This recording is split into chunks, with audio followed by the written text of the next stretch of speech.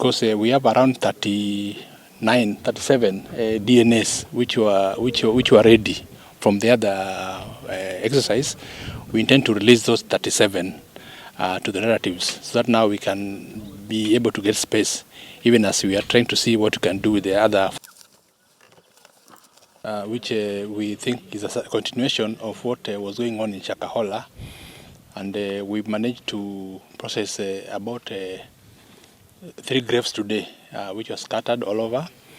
And these graves, one of the graves has 2 bodies, so meaning that the total of bodies that today we exhumed were 4.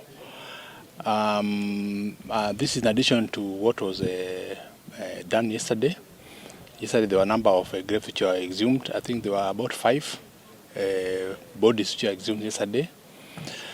My general outlook of the place is very, very bushy, and the mode of operation has changed in that the bodies are being concealed in some bushy areas which are hard to reach. But with the experience of our investigators, we are able to see them. So any place where we go, we see a bush which can be disturbed. When we clear the place, we find some bodies there, which are in the grave. We are intending to continue this exercise from Monday up to the time we will be able to get other graves, because so far there was suspicion of about 27 graves which were suspected to be here. Meaning that with the grave that we already exhumed, we are remaining with 18, which we intend to start working on from next week. We don't know whether we'll get more, but that's the number so far. After that, we'll just continue with what we did the last time, which will mean that we'll go to Malindi Sub-County Hospital, where the bodies have been taken for autopsy and retrieval of a sample for DNA for the purpose of identification of the deceased. Yes. Finally, for me, we've also seen some disturbing scenes. What actually we are discovering right now is it's possible that they were burying these bodies in a hurry, because the bodies are more shallow than what they were in Shakahola 1. Secondly, during the time that we are retrieving bodies in Shakahola 1, they were well enclosed in some sheets which were covering each body. But right now we are finding skeleton with no clothes there. So we think probably they were doing it in a hurry. Yes. Yeah. Yeah. Do you feel with the number rising, the dead, the capacity of more? How is it? And as you know, from the other exercise, there were some bodies which are still there. I think about 419 bodies which have not been processed because of one reason or another. DNA has been delayed because of some complexity which are there. But doing this exercise, we think that because we have around 37 DNAs which were ready from the other exercise, we intend to release those 37 to the relatives, so that now we can be able to get space, even as we are trying to see what we can do with the other 419, the total of 419 which are there.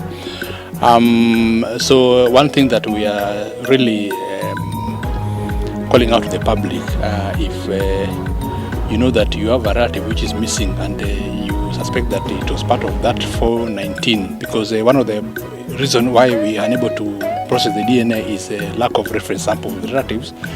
Just come and you get your samples taken, so that we can be able to match.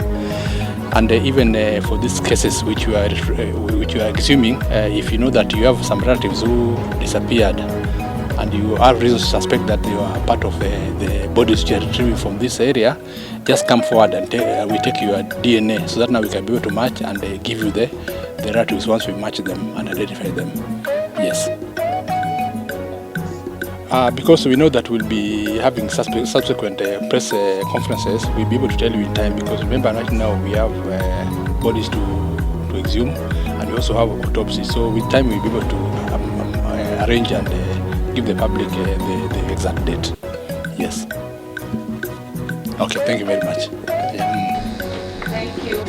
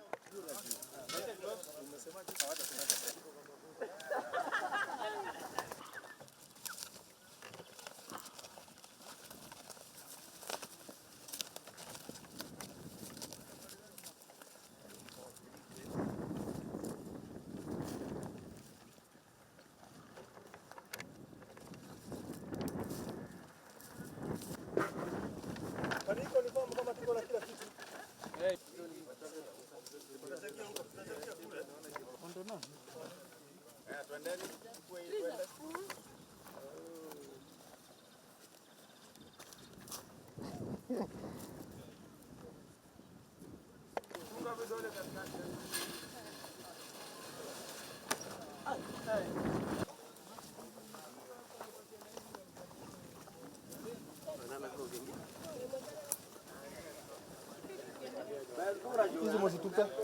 Inasafishwa mahali hata.